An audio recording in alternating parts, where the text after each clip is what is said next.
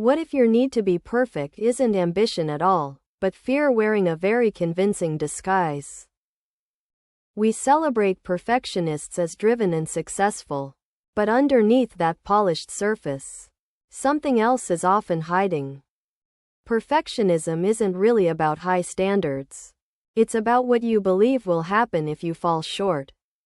At its core, perfectionism whispers a quiet, terrifying message. If I'm not flawless, I'm not enough.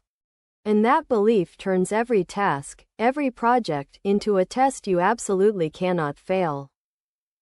Think about it. Why do so many perfectionists procrastinate on the things they care about most? Because starting means risking imperfection. And imperfection feels like exposing a flaw in who you are. So we delay, polish endlessly, or avoid altogether, all to escape that dreaded feeling of not being good enough. Psychologists link perfectionism closely to anxiety. And the connection runs deeper than you might think. When your worth feels tied to your performance, every small mistake becomes an emotional emergency. Your heart races, your thoughts spiral, and a tiny error suddenly feels like total failure. This is why perfectionists often feel exhausted. They're not just working hard. They're constantly defending themselves from fear. There's even a name for the harshest version of this, the relentless inner critic. That voice never says well done. It only points out what could have been better.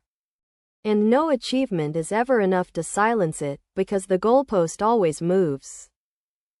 Researchers describe different types of perfectionism, and not all of them affect us the same way. Striving for excellence can be healthy, when mistakes are okay and your value stays intact.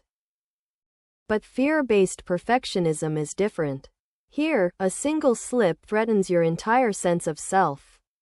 Many perfectionists also fear judgment, imagining everyone is watching, waiting for them to mess up. This often grows from childhood, where love or approval felt conditional on being the best.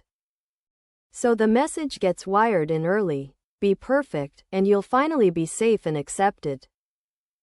As adults, we carry that fear into work, relationships, and even the way we rest. The cruel irony? Perfectionism rarely makes us better. It often paralyzes us instead. It can fuel burnout, depression, and a constant feeling of never quite measuring up. So how do we begin to loosen its grip? It starts with one honest question. Ask yourself, am I chasing excellence, or am I just running from fear? Try separating who you are from what you produce. Your worth was never up for debate. Practice letting small things be imperfect on purpose, and notice that the world keeps turning. Speak to yourself like you would a friend, with patience instead of constant criticism. Because real growth isn't about being flawless. It's about being brave enough to be human. If this resonated with you, subscribe and turn on notifications. We'll see you in the next one.